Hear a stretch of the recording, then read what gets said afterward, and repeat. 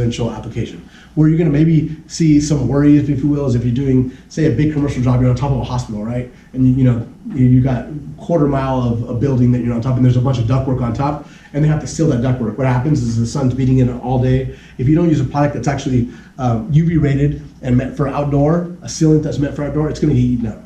So you'll see indoor-outdoor products. You'll see on the front of these buckets that say indoor and outdoor. It means you can use them on both.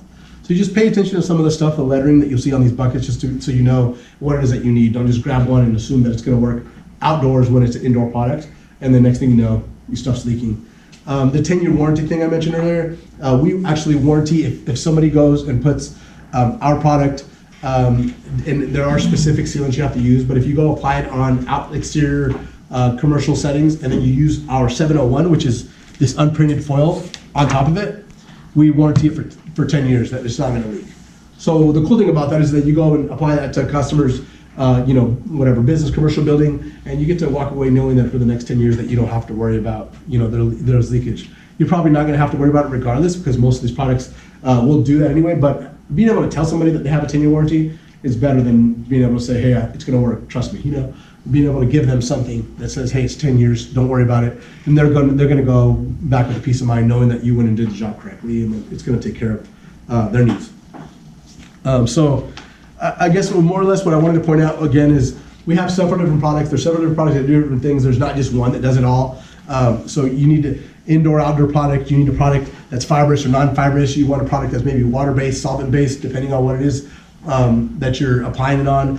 And then there's obviously what we have, and you'll see on our bucket that says LEED certified, and it's because ours has what they call Green Guard Gold. In a sense, it's a chemical that's in it that actually prevents it from molding, prevents it from, again, off-gassing the extra chemicals that doesn't need to be off-gassed. So, health, right? So it's a big thing.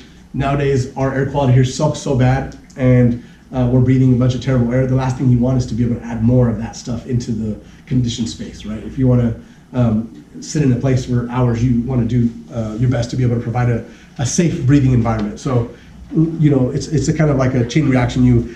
If you go and apply a high VOC product here and another high VOC product here, and just ignore that, but at the end of the day, you're just pumping a bunch of VOCs into the ductwork, and the homeowners are going to be breathing a bunch of crappy air, right? So you want to do your best to be able to get a product that's actually going to be good for the end user.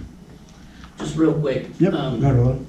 Is anybody familiar with, if you look at your handouts here, you'll see the LEED certification. Are you guys familiar with the LEED certification?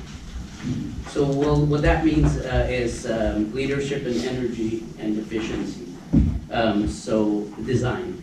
Lots of buildings now are being designed with a LEED certification or LEED design. So architects and engineers want these buildings to be built to this standard. And a lot of the products that they want to use in these buildings have to be LEED certified. So whether it's your duct sealer, your tapes, a lot of these products are LEED certified. Putting that out there. So, gentlemen, what does that mean? What's the bottom line?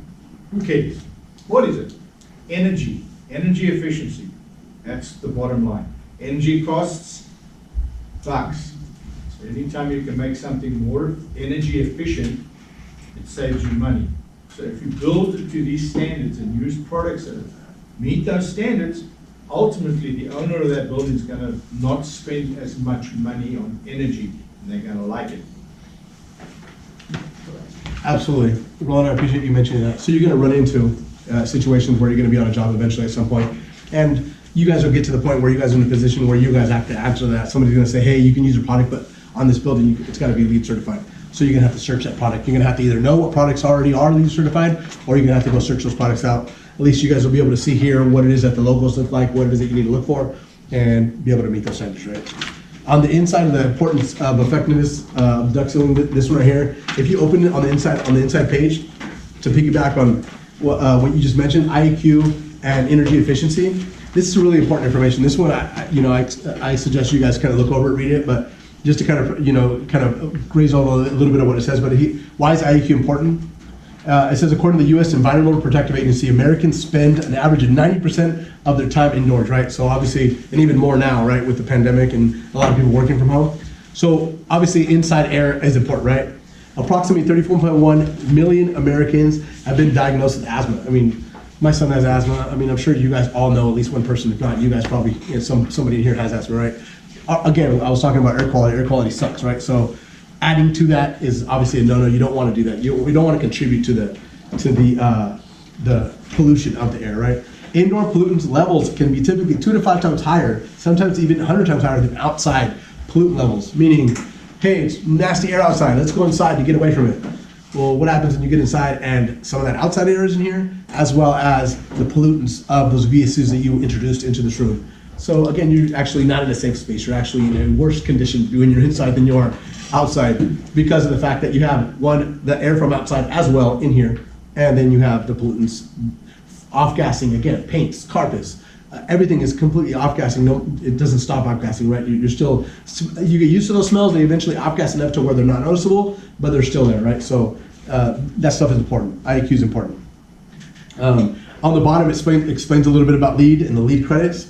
But then, we get into duct sealing, and we get the importance. We mentioned a little bit about leakage.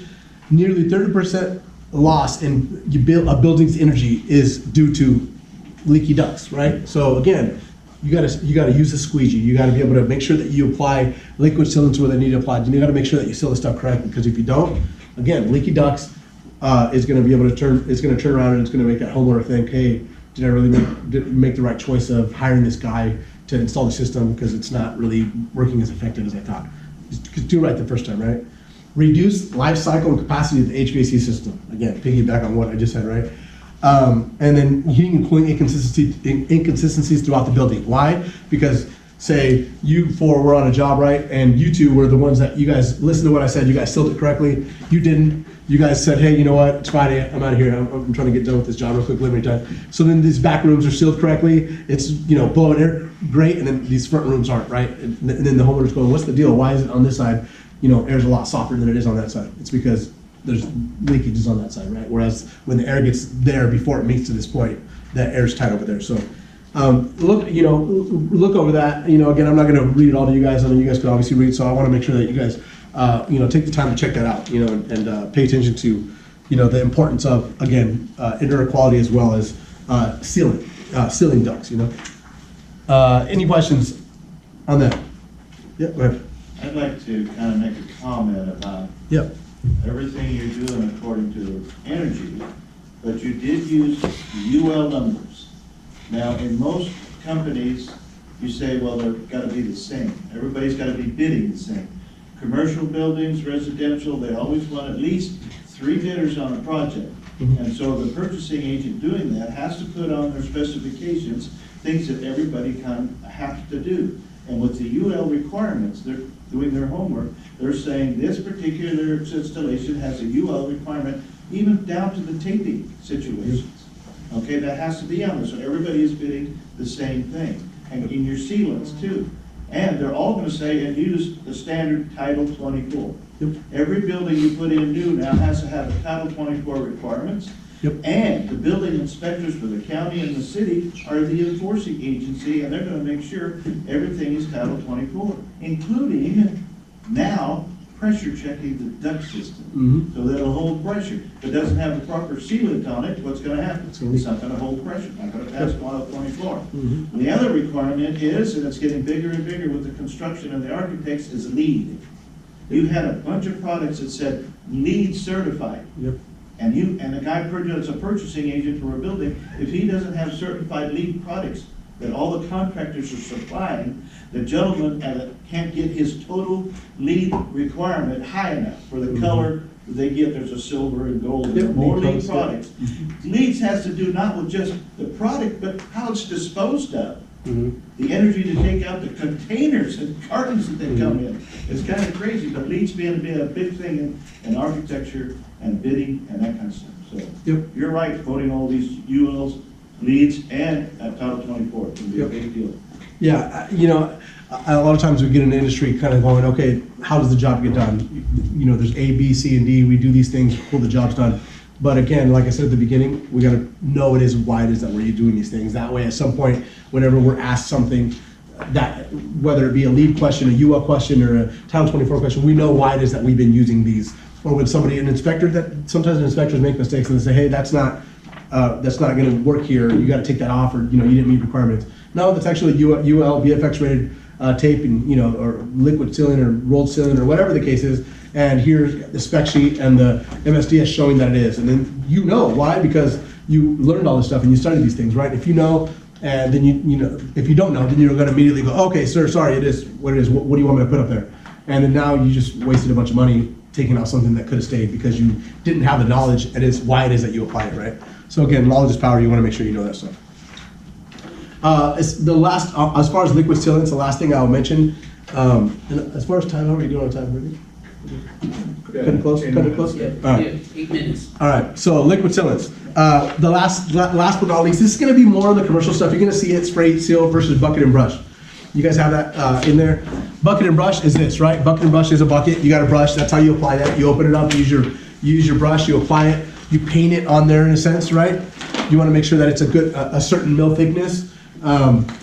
You wanna make sure that it's not too thin, you wanna make sure it's not too thick, right? When it's too thick, you're wasting product, as well as